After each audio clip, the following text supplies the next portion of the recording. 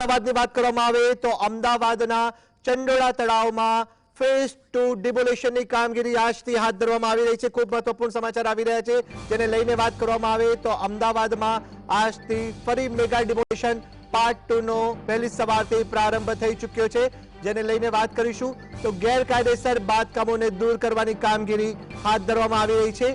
આ કામગીરીની વાત કરવામાં આવે તો આ કામગીરી માટે 50 જેટલા જેસીબી મશીનો અને અન્ય સાધનો ગોઠવવામાં આવ્યા છે। ચંડોળા ડિમોલિશન ફેઝ 2 ની કામગીરી માટે પોલીસની વાત કરવામાં આવે તો અંદાજિત 3000 પોલીસ કર્મીઓ અને બંદોબસ્તમાં ફાળવવામાં આવ્યા છે। 25 એસઆરપીની કંપની પણ બંદોબસ્તમાં જોડાઈ છે। આ સાથે જ જે મેગા ડિમોલિશનની કામગીરી હાથ ધરવામાં આવી રહી છે તેમાં ડ્રોનનો પણ ઉપયોગ કરવામાં આવશે। પોલીસ કમિશનરના જણાવ્યા અનુસાર ડિમોલિશનની ફેઝ 2 ની કામગીરીમાં અંદાજિત 2.50 લાખ ચોરસ મીટર જમીન ઉપર થયેલા ગેરકાયદેસર દબાણોને દૂર કરવામાં આવશે।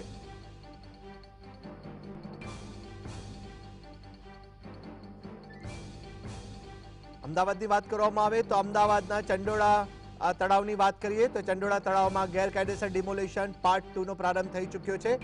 અગાઉની જો વાત કરવામાં આવે તો ડિમોલિશન પાર્ટ 1 કરવામાં આવ્યું હતું। બાંગ્લાદેશીઓની વાત કરવામાં આવે તો ગેરકાયદેસર અત્યાર સુધી 200થી વધુ બાંગ્લાદેશીઓને ડિપોર્ટ કરાયા હોવાની જાણકારી સામે આવી રહી છે।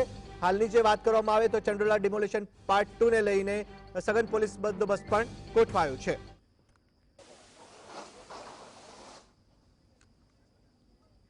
વધુ જાણકારી માટે જોડાયા છે સંવાદદાતા વિરેન્દ્ર ભાટી। જી વિરેન્દ્ર, જણાવશો અમદાવાદના ચંડોળામાં મેગા ડિમોલિશન પાર્ટ 2 ની કામગીરી શરૂ કરવામાં આવી છે, કેવો છે માહોલ?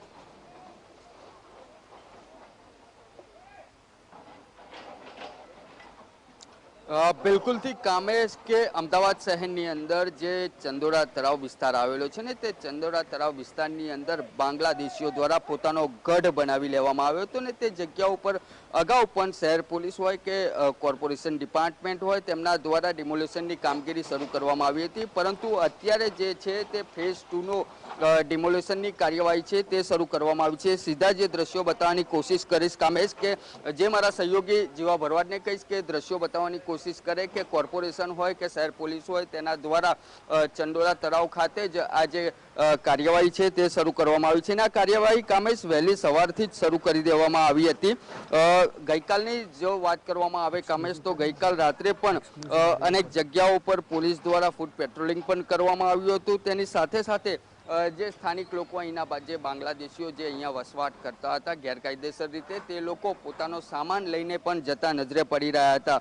અત્યાર સુધીની જો વાત કરવામાં આવે કામેશ તો અત્યારે ફેઝ 2 ની કાર્યવાહી શરૂ કરવામાં આવી છે। તેની અંદર જે કોર્પોરેશન ડિપાર્ટમેન્ટ હોય કે પોલીસ ડિપાર્ટમેન્ટ હોય તેના દ્વારા જે વહેલી સવારથી જ 50 જેટલા જેસીબી મશીનો મંગાવી લેવામાં આવ્યા હતા અને આ 2.50 લાખ જે 2.5 લાખ સ્ક્વેર મીટર જે જગ્યા છે તેની અંદર આ કાર્યવાહી કરવામાં આવશે। તેની સાથે સાથે દ્રશ્યોમાં જે મુજબ નજરે પડી રહ્યું છે કે ચંડોળા તળાવની ચારે બાજુથી જેસીબી મશીન હોય કે હિટાચી મશીન હોય તેના દ્વારા આ કાર્યવાહી શરૂ કરવામાં આવી છે ને અલગ અલગ જગ્યાઓ પર દરેક જગ્યાઓ પર આ જ પ્રકારની કાર્યવાહી કોર્પોરેશન ડિપાર્ટમેન્ટ દ્વારા શરૂ કરવામાં આવી છે। બીજી બાજુ પોલીસ ડિપાર્ટમેન્ટની જો કામેશ વાત કરવામાં આવે તો 3000 જેટલા પોલીસ કર્મીઓ છે, તેની સાથે સાથે જોઈન્ટ કમિશનર એટલે કે એડિશનલ પોલીસ કમિશનર કક્ષાના અધિકારીઓ છે, ડીસીપી છે, તેની સાથે સાથે પીઆઈ પણ આ બંદોબસ્તની અંદર જોવા મળી રહ્યા છે।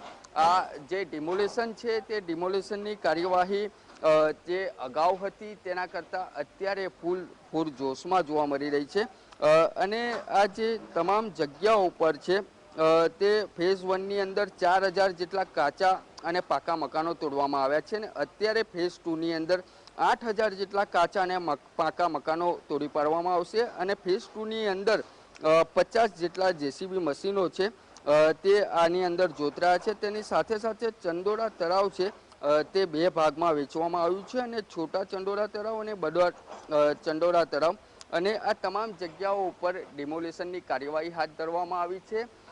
તેની સાથે સાથે વાત કરવામાં આવે કામેશ તો આ તમામ જગ્યાઓ ઉપર આ જ પ્રકારની કાર્યવાહી ચારે બાજુ એટલે કે ચંડોળા તળાવ જે વચ્ચે આવેલું છે ને તેની આસપાસના વિસ્તારની અંદર ચારે તરફ જેસીબી મશીન હોય, કોર્પોરેશન ડિપાર્ટમેન્ટ હોય, ટોરેન્ટ પાવરનો ડિપાર્ટમેન્ટ હોય, એ તમામ લોકો આની અંદર વહેલી સવારથી જોતરાયા છે. પરંતુ આ જે લલ્લા બિહારી ચંડોળા તળાવ ખાતે રહેતો હતો ને તેના દ્વારા આ તમામ લોકોને ગેરકાયદેસર વસવાટ કરવાનો પરવાનો આપવામાં આવતો હતો. તેના જે વૈભવશાળી ફાર્મ હાઉસ બનાવવામાં આવ્યું હતું ને તે ફાર્મ હાઉસની આસપાસનો વિસ્તાર અત્યારે તોડી પાડવામાં આવી રહ્યો છે. તેની સાથે સાથે જો વાત કરવામાં આવે તો આ જ પ્રકારની કાર્યવાહી 2 થી 3 દિવસ ચાલે તેવી હાલ નજરે પડી રહી છે. ફરીથી મારા સહયોગીને કહીશ કે દ્રશ્યો બતાવવાની કોશિશ કરે કે આ જે જગ્યા ઉપર આ જે કાટમાળ જોવા મળી રહ્યો છે કામેશ, આ કાટમાળની પહેલા જે મકાનો કાચા અને પાકા મકાનો તાણી બાંધવામાં આવ્યા હતા અને આ તમામ જે મકાનો છે એ ચંડોળા તળાવની ફરતે આ બાંધવામાં આવ્યા હતા. પરંતુ અત્યારે જે કોર્પોરેશન ડિપાર્ટમેન્ટ દ્વારા જે કાર્યવાહી કરવામાં આવી રહી છે તે કાર્યવાહીની જો વાત કરવામાં આવે તો હાલ એ દ્રશ્યો મારા સહયોગી જીવા ભરવાડને કહીશ કે એ કેમેરો હેન્ડીકેપ કેમેરો લઈને એ દ્રશ્યો બતાવવાની કોશિશ કરે કે હિટાચી મશીન જે છે તે ચંડોળા તળાવની નીચે સુધી પહોંચી ચૂક્યા છે અને આ જ પ્રકારની કાર્યવાહી કામેશ ચારે તરફથી કરવામાં આવી રહી છે. કારણ કે જે ડિપાર્ટમેન્ટ હોય, જે સ્ટાફ હોય તે પૂરતો સ્ટાફ મંગાવવામાં આવ્યો છે અને તેની સાથે સાથે જે લોકો અહીંયા ગેરકાયદેસર રહેતા હતા તે લોકોને તાત્કાલિક ધોરણે જે મકાનો છે તે ખાલી કરવાના આદેશ આપી દેવામાં આવ્યા હતા.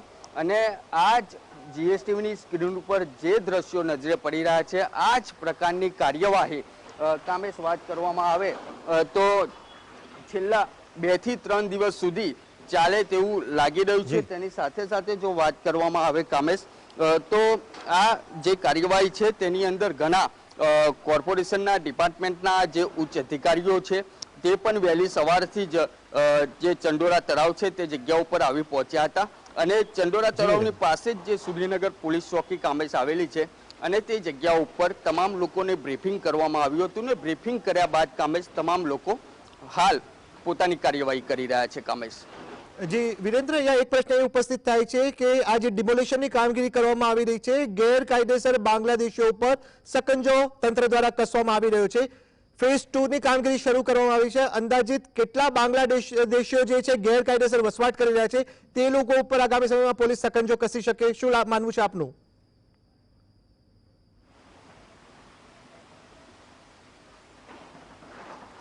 બિલકુલથી કામેશ કે જે ગેરકાયદેસર બાંગ્લાદેશીઓ છે તેની અંદર 250 થી વધુ જે બાંગ્લાદેશીઓ છે તેની અમદાવાદ શહેર પોલીસ દ્વારા ધરપકડ કરવામાં આવી હતી.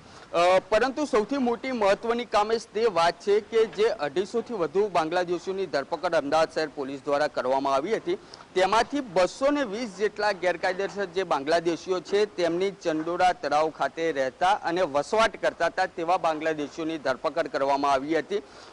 અમદાવાદ શહેરની અંદર ચંડોળા તળાવ સિવાય પણ અન્ય જગ્યાઓ પર ઘણા ખરા લોકો વસવાટ કરતા હોય છે. પરંતુ આ જે બાંગ્લાદેશીઓ છે પ્રવીણ, તે લલ્લા બિહારીના આશીર્વાદથી આ જે ચંડોળા તળાવ છે તેને પોતાનો ગઢ બનાવી લેવામાં આવ્યો હતો. તેની સાથે સાથે કામેશ જો વાત કરવામાં આવે તો બાંગ્લાદેશીઓ જે અહીંયા વસવાટ કરતા હતા તે આ ચંડોળા તળાવની અંદર તમામ પ્રકારના ગેરકાયદેસર ધંધા કરવા, કારણ કે અગાઉ પણ જે નેક્સસ સામે આવ્યા હતા તે નેક્સસની અંદર પણ ઘણા ખરા વેપાર કરાવવાના હોય કે જે નશીલા પદાર્થનું સેવન કરાવતા, એટલે કે તેના ધંધાઓ સાથે સંકળાયેલા એમડી ડ્રગ્સ હોય કે દારૂ હોય, એટલે તમામ પ્રકારના જે ગેરકાયદેસર ધંધાઓ છે આ તે બાંગ્લાદેશીઓ દ્વારા કરવામાં આવતા હતા. અને આ જ ચંડોળા તળાવની અંદર તેમના દ્વારા તમામ પ્રકારના આ જ પ્રકારે ગેરકાયદેસર ધંધા તેમના દ્વારા કરવામાં આવતા હતા. પરંતુ પોલીસ દ્વારા જે સકંજો કસવામાં આવ્યો છે તે સકંજા બાદ હાલ તમામ જગ્યાઓ પર લોકો ભાગતા નજરે પડી રહ્યા છે. તેની સાથે સાથે કામેશ જો વાત કરવામાં આવે તો આ જે પ્રકારની કાર્યવાહી કરવામાં આવી છે તે ખૂબ જ મોટી કાર્યવાહી કહી શકાય અને અમદાવાદ શહેરની અંદર મેગા ડિમોલેશન કહી શકાય અને જે બાંગ્લાદેશીઓનો ગઢ હતો એ ગઢ તોડી પાડવામાં આવ્યો છે. કામેશ જી વિરેન, આપ જોડાયા, આપનો આભાર. તો બાંગ્લાદેશ